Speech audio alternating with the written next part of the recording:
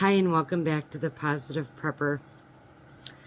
You know, when I started prepping many, many years ago, I thought maybe we were prepping for, hard times, trying to get off the grid, trying not to be so reliant on the government or anyone for that matter.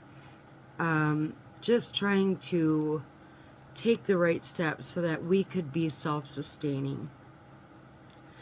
The world has changed a lot since then. And so I want to have a real conversation about what this all means. I don't need to tell you how crazy the world has gotten lately. I don't need to tell you that. You guys know that. Anybody that watches even a glimpse of the news knows that things are not in a good place right now, right? China's in the Philippines, distraction, Russia, China, North Korea, Iran, but specifically Russia, China, Iran, trying to implement the New World Order. That's what's coming out.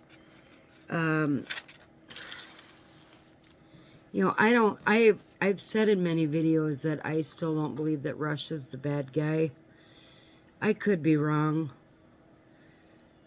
But there's something about all of the narrative that goes on in the media, and I think that's part of the problem, is that we never get the real substance, the real backstory behind all of the things that are happening.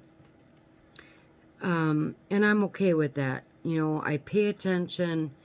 I watch the ebb and flow of things.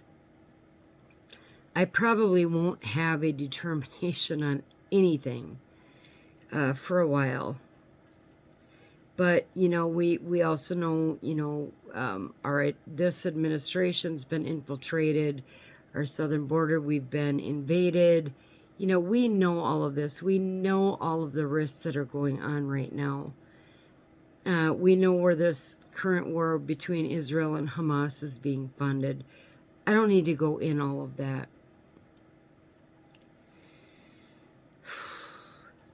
There's two Bible verses that I want to start this video with. And please bear with me because this does get into prepping.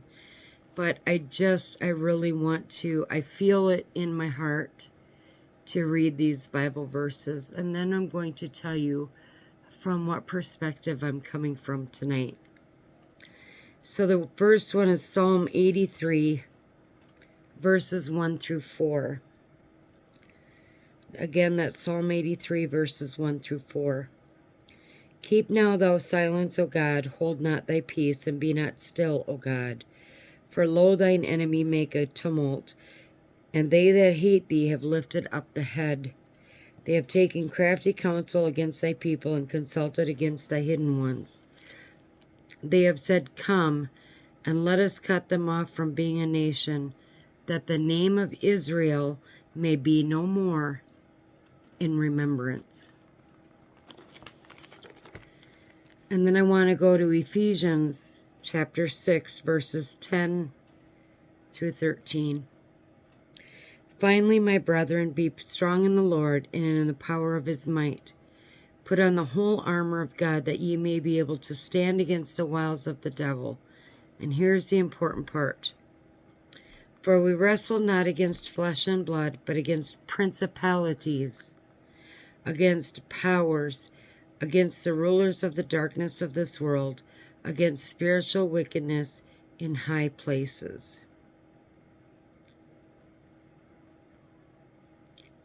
Wherefore take unto you the whole armor of God, that you may be able to withstand in the evil, and having done all, to stand. And I think I read that verse not that long ago, especially Ephesians 6:13. So we know that the end result of what a lot of these countries are fighting for is to wipe Israel off the map. Okay, we are living in biblical times. It doesn't mean that we're living in the imminent end times. It just means that we're living in biblical times. Although I think the end times, if in my opinion, are coming faster than what any of us anticipated. If you know your Bible and are affiliated and understand the word of the Lord. So someone that I love very much said to me recently, you know, I don't have to do all of this because, you know, I have that faith in God, and, you know, I believe that no matter what happens, God, you know, if I die, I'm going to go to heaven, and she will. She is a very Christian woman. So I think in many ways there's a pull between knowing that there's wars and rumors of war, which means that war could come to the United States before the rapture or before, you know, God protects his people. So I think everybody has to look at where you are at as far as what you believe biblically. And I'm not trying to shove anything down anybody's throat. Obviously, the people that I care about, I'm going to be a little bit more stern about, you know, making sure that you're ready physically, mentally, and spiritually, and resourcefully, because that's important to me. There's so much going on in the world right now, and there's so much fear, and I don't want anybody to ever live in fear. You know, and I've said that before. The videos that I do is to help you live less in fear. The more ready you are, the less in fear you are. And even with that faith in God, when the time comes, if it's not the end times, I don't want that fear to overshadow the ability to think things through and take the right steps and do the right things, if that makes sense. So that's all I'm going to say about that. In one of my last videos, I said that we need to turn from preparedness to readiness. And I realized that after the fact that a lot of people probably don't understand exactly what that means. So I want to go through, these are 5 stages of readiness. Now, I want to preface this by saying that this is taken in military language, because that's what I study. But I've tried to, and I don't take this as derogatory, but I've tried to dumb that down into our own situations, whether you are going lone wolf by yourself, you don't have a mag group, or if you have a mag group. I've tried to pull this in a little bit. Instead of expanding that lens, I'm pulling that lens in a little bit to say this is what being ready means. So there are 5 things. The first one is operational readiness. So what that means is to be ready to fight, mobilize, do what you have to do to either fight back or set up your mag group, camp, location, whatever it is, right? Things are ever changing, and as I've said 1,000 times, we don't know from which direction the it is going to come from. So having that operational readiness is you're ready to either make that stand and fight back, or you're ready to protect the people that you have. So you need to be, depending on your situation, you need to be ready to do that. That's your operational readiness. What I want to add to that is, I know many of you are on a fixed income right now, and there's a lot of stress on people to, oh gosh, you got to have this, you got to have this, you got to have this, right? And we're going to talk about that later. So don't take this as, oh my gosh, what am I going to do? Okay, we're going to talk about this. We're going to talk this through. The second one is structural readiness. So your group or you as an individual need to be ready to reorganize and adapt depending on the threat. Structure your preps based on what you think might happen and let go of the things lower on the priority scale. This also pertains to people on a very fixed budget. Okay, what is your priority? If your priority is food, spend more money on food. If your priority is defense, spend more money on defense, if you can, obviously. If your priority is more on tools and different resources, then spend the money on that. But what I always want you to keep in mind is that sometimes it's not about the money. Okay? When you are in a crisis, you tend to seek out resources that are available right around you. And that's what I want you to think about. I want you to do this in a way that doesn't require, I will never go out and buy super expensive tools, gadgets, boom sticks, whatever it is. I will never go out and spend a lot of money on that. That's not my priority. Okay? What we have is enough, and I'm not going to go in debt trying to fit the bill of everybody's thinking of what you need to have. Okay, you need to go on based on what you think you need to have.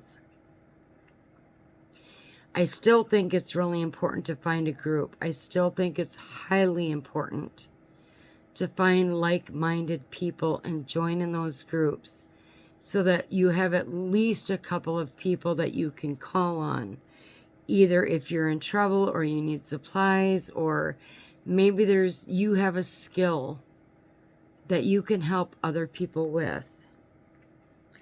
But that's part of that structural readiness, is setting that priority scale and basing your ongoing preps based on what you feel that priority is.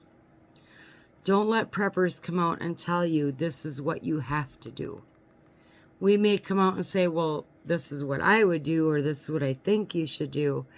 But every circumstance, where you live, an apartment, a high-rise, a house in the cities, a house in the suburbs, a house in the country, you are going to have different needs and different priorities. So you have to fit these things in the readiness area to fit what you need.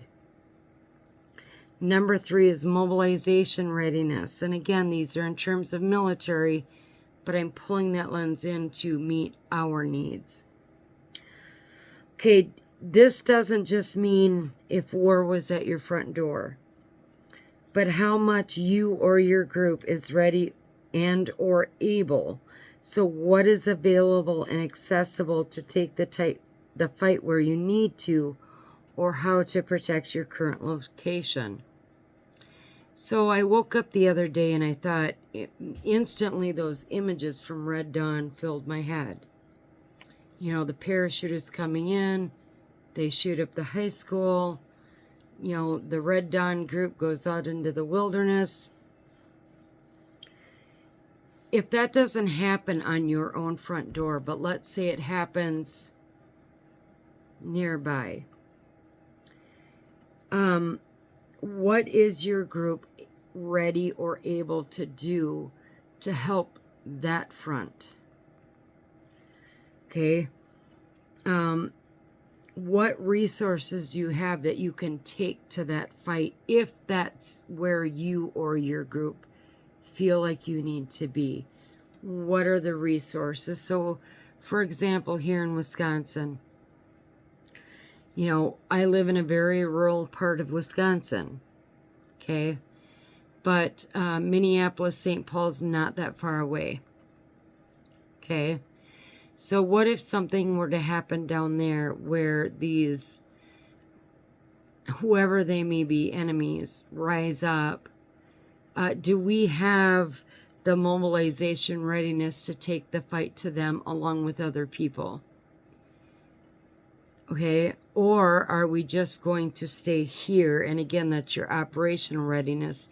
You need to make decisions on that. To either take the fight there and stop it from getting to where your main bug out location is. Excuse me. Or can you readily protect your current location if that threat is imminent? So these are part of readiness. These are different than preparing. Preparing is building up your food, your water, your ammo, your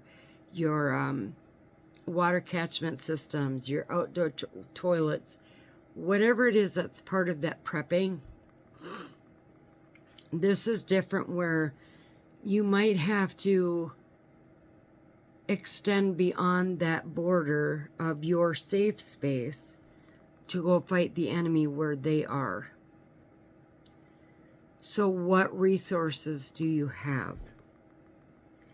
And that ties into number 4, which is long-term sustainability readiness. So when the resources become scarce, as we know, if we end up in a World War III, just as it did in World War II, resources are going to become very scarce. You're not going to be able to get the oil and the gas. Your money's probably not going to be worth very much. So when these resources become scarce, how are you going to produce and distribute resources either amongst your group or for the greater good? So what can you be doing along with your prepping, but also your readiness stuff, if you need to go fight for the greater good rather than just distribute those resources amongst your group over a long period of time? What do you need for that?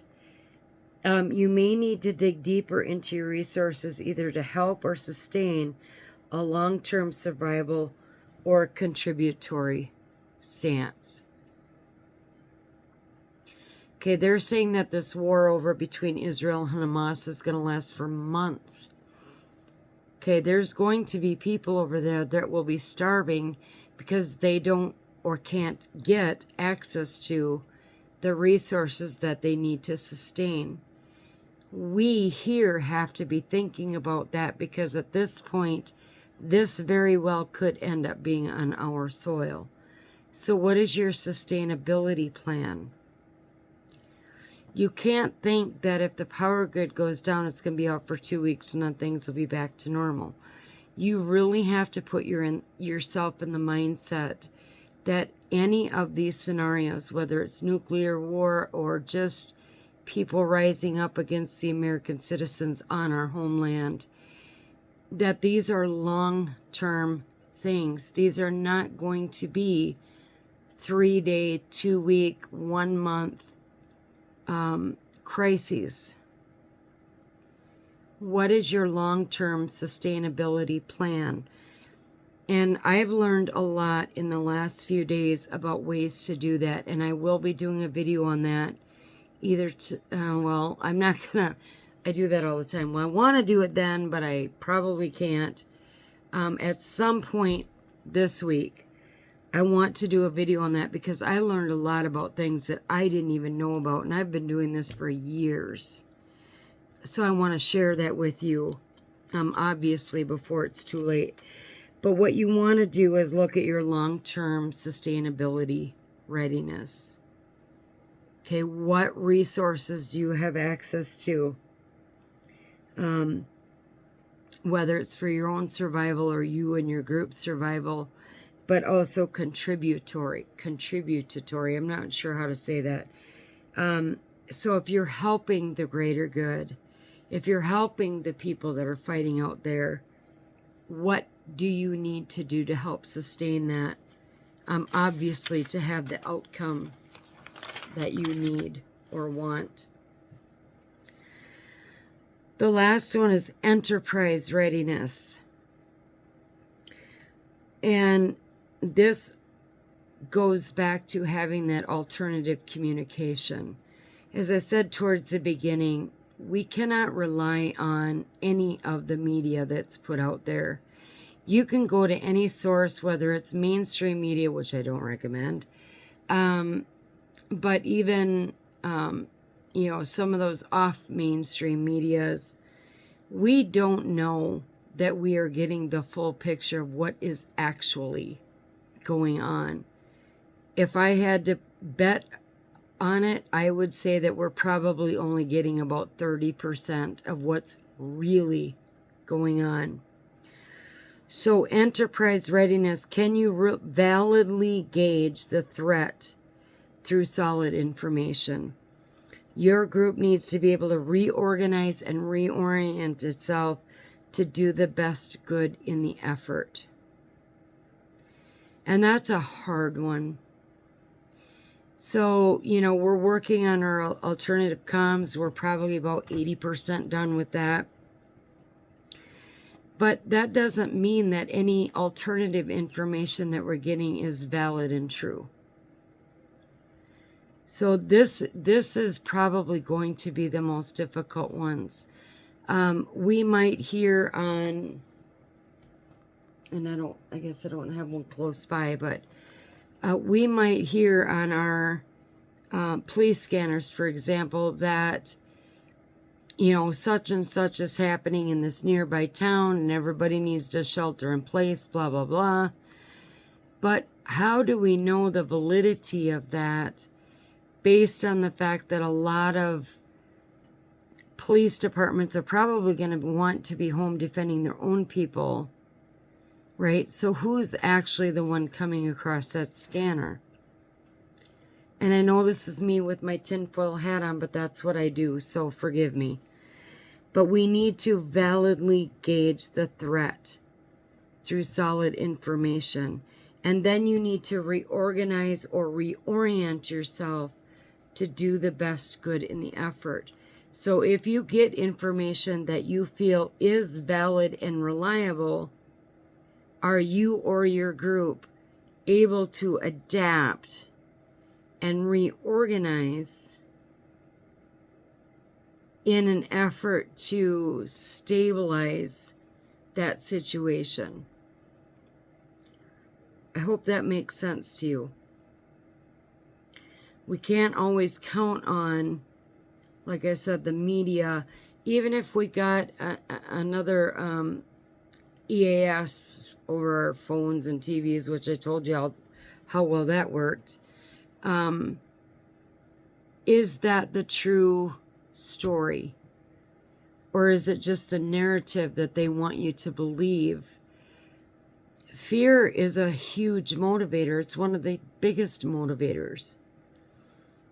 And I don't want people to be afraid. I want you to be ready. I want you to be in that state of readiness. As I said at the beginning, somebody that I love very much talked about that, and very openly and strongly. And I respect that opinion. But I firmly believe that every single one of us, no matter what your religion, creed, color, culture, city, suburb, country, remote, we are all going to have to go through something. And we are past the point of that prepping. You have to be in that state of readiness. What I'd like you to do, what I'm really asking you to do with this video, is to hit that like and subscribe button, especially the like button and the notification bell. We are in very perilous times. We all know that. We live our lives. I'm working 3 jobs. We've got a lot of outside things that we're doing to try to continue that readiness and prepping. We kind of try to balance the two. We're still canning food. My sister just canned, I don't remember how much she said, but it was a lot of peppers. And she pulled a lot of seeds from those. But there are threats coming at us from every single direction right now. That does not mean that we are in the end of the end times. It means we could be in the birth pangs. And so anything that I can do to help you guys, or anything that your community or this community can help you be ready for that, that's why I'm here. And I am going to continue coming on here as often as I can to help you. But don't just rely on me. Rely on your groups. Rely on people that you know. If you are by yourself, please ask questions in the comments below. Please, if you have knowledge about things or you have something contribute, please put in the comments below. This is not the time to be complacent and sit back and go. This is a time that we need to come together. And God willing, we will see each other on the other end of it, no matter what the outcome. Okay? We all know what's going on. We all need to be ready for it. Stay safe, stay aware, and God bless.